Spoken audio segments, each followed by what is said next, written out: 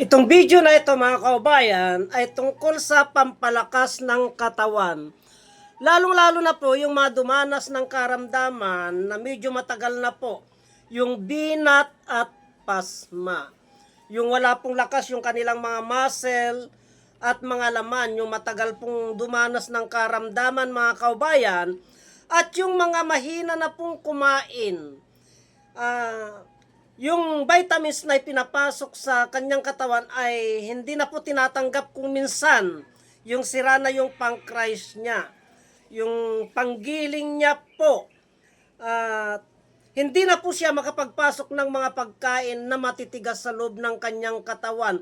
Yun po ang target ng videos na ito. Kung anong mga uri ng mga pagkain, halamang gamot ang may kakayahan na magpalakas sa isang tao na dumanas ng karamdaman na matagal na, yung mahina na po. Pampalakas ng katawan to mga kaubayan at mga ugat-ugat.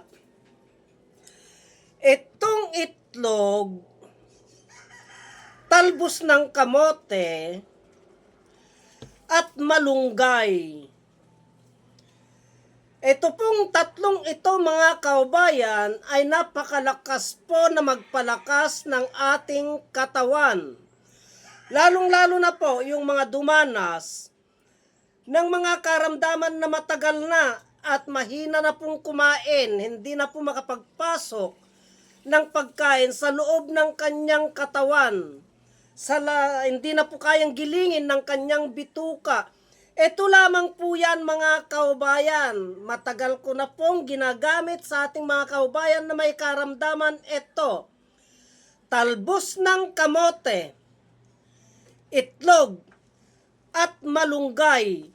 Yan po mga kaubayan ay mabitamins po yan. Yung mga taong walang lakas, mahina ng kumain, magpasok ng pagkain sa kanilang katawan,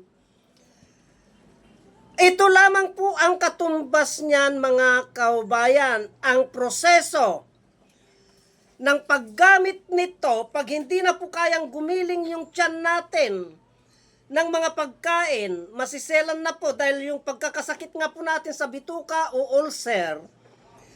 Ito po mga kaubayan ay hilaw po ito o kaya steam.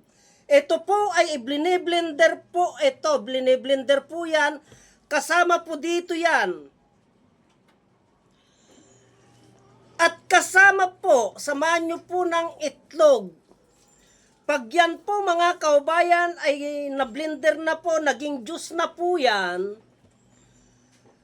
malakas po yan na vitamins pampalakas sa mga taong mahina ng katawan, yung nagpaparecover po lamang mga kaubayan. Gawin nyo pong juice ito, o kaya i-steam nyo po ito. Gawin yung juice.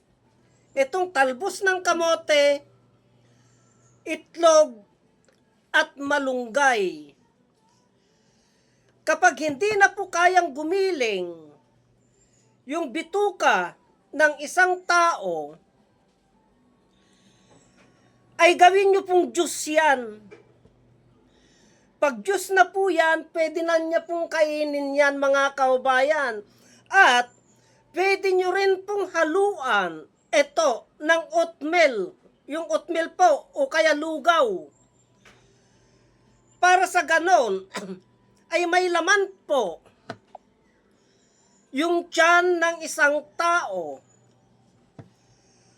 na may karamdaman, yung mahina na pong kumain. Kahit yan lamang po ang ipinapakain ninyo, makakain lamang po ng isang ganito sa isang kainan, ay malakas na po yan mga kaubayan, na pang depensa sa kanyang katawan, pampalakas sa kanyang katawan. Dahil gawa po nito, itong itlog, talbos ng kamote, at malunggay. Kapag nagsama-sama po ito mga kaubayan, Yung bisa po nito ay napakalalakas po na vitamins yan. Subok na po namin yan sa ating mga kaubayan na may mga karamdaman, yung dumanas ng karamdaman, lalong-lalo na po yung mga ating mga kaubayan na hindi na niya po kayang gilingin, magpasok ng pagkain sa loob ng kanyang bituka. Kasi matitigas na hindi na niya kayang gilingin yun nasira na yung panggiling niya yung pancreas niya Kaya sa pamamagitan ng mga halamang gamot na ito, na ipinapasok niya sa loob ng kanyang katawan, mga kaubayan, ay lalakas pa po yan. Basta't nasa tamang proseso lamang po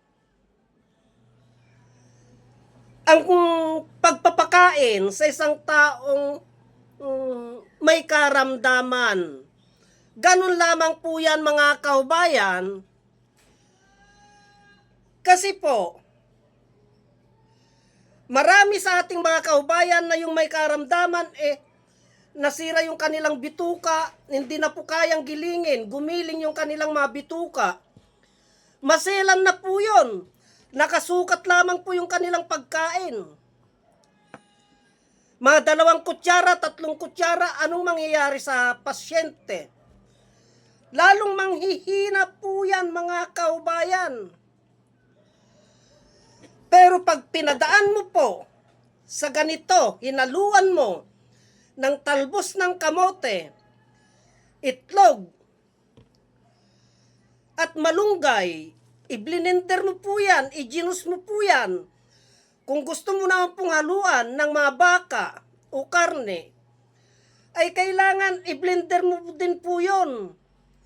Pagkatapos po, pakuluan mo po yun ng konting tubig, saka mo pupigan yon. Kunin mo lamang po yung katas nun, mga kaubayan, yung katas ng karni ng baka. Kunin mo lamang po yung katas ng karni ng baka, saka mo po ihalo dito. Sa ginawang juice na ito, na i-blender mo na ito, ihalo mo po dito yon, mga kaubayan. Yung katas ng karne ng baka, nandun na po yung bisa nun, yung vitamins nun. Lalong lalakas na naman po yan. Basta't nasa tamang proseso lamang po ang pagpapakain sa taong may karamdaman. Makakasurvive po yan, mga kaubayan.